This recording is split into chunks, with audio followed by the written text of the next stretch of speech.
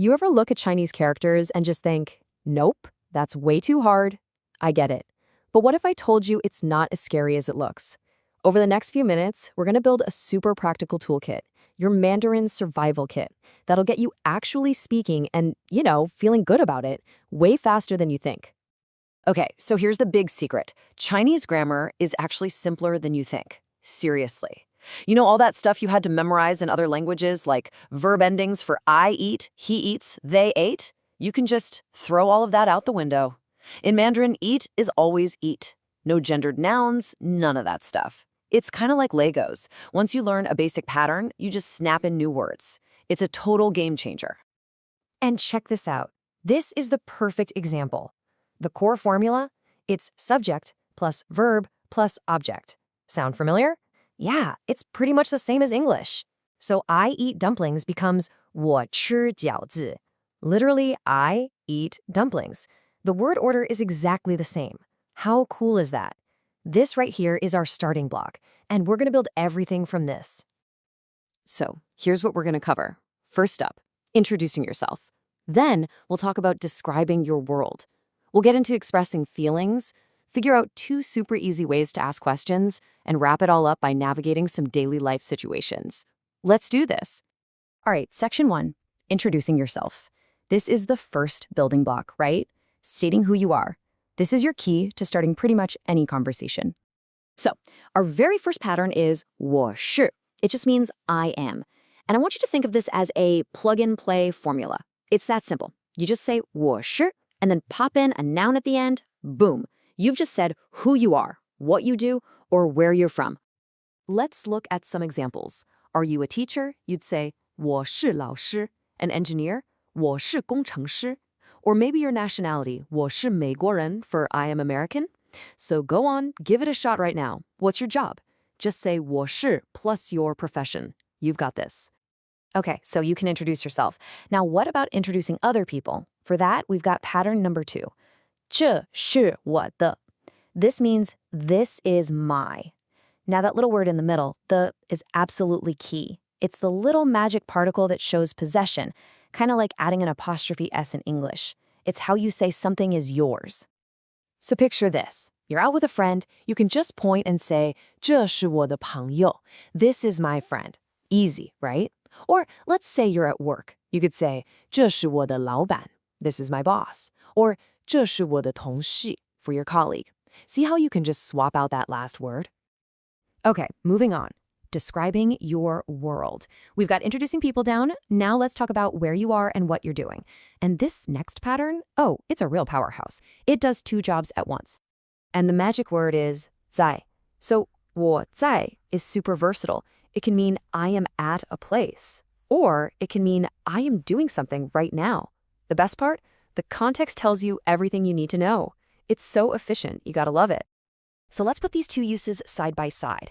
For location, you'd say 我在家, I am at home, or 我在公司, I am at the company. Simple. But if you use that exact same phrase, 我在, and follow it with an action, like cooking, it becomes 我在做饭, I am cooking. Or studying, 我在学习. See? Same beginning, 2 totally different, super useful meanings.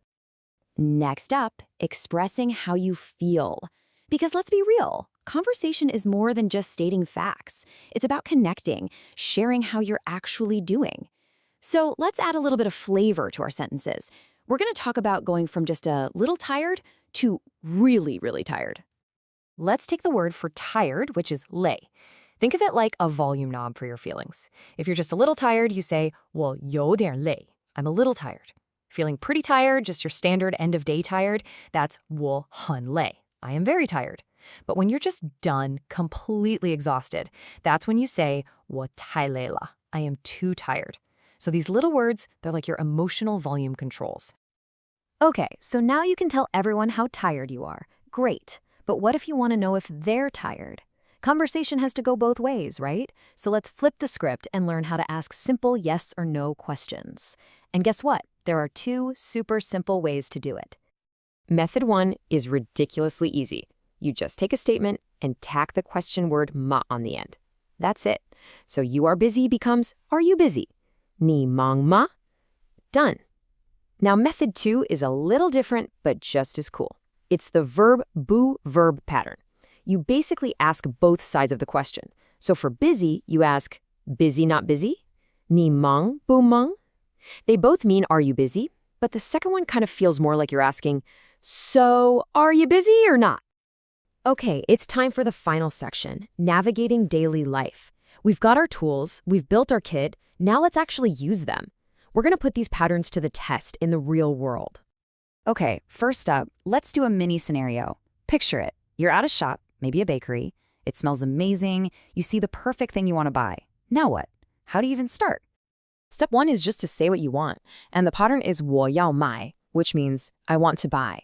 You just say that, and then add the thing you want. So 我要买面包 is I want to buy bread. You could swap in anything, coffee, a book, whatever. It's that easy. Okay, step 2. You gotta ask the price, right? This is the phrase you need. 这个多少钱? Literally, this, how much money? You can just point at something and say this. Honestly, this might be one of the most useful phrases you'll ever learn, so really get this one down. All right, on to our next mini scenario, and I'm pretty sure we've all been here. You're lost in the city. The GPS is spinning, you have no idea where you are, and you just need to ask someone for help. So how do you ask for directions? This pattern is so beautifully simple. You say the place you want to go to first, and then you add 怎么走, which means how to get there or how to go. So, need the bank? You say bank, how to go. 银行怎么走? Need the subway? Subway, how to go. 地铁站怎么走? See? You just put the place first. And trust me, people are usually super happy to help you out. And that's it. You've now got a full toolkit.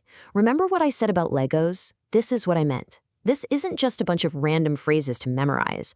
These are building blocks. You can take 我是, 我在, and all these other patterns, start plugging in new words, and you can literally create hundreds of your own simple, useful sentences. So there you have it. Your Mandarin survival kit is packed and ready to go. You now have the basic tools to introduce people, say where you are, buy things, ask for help, to have a real conversation. The patterns are logical, they're simple, and they work. So the only thing left to ask is, which sentence are you going to try out today?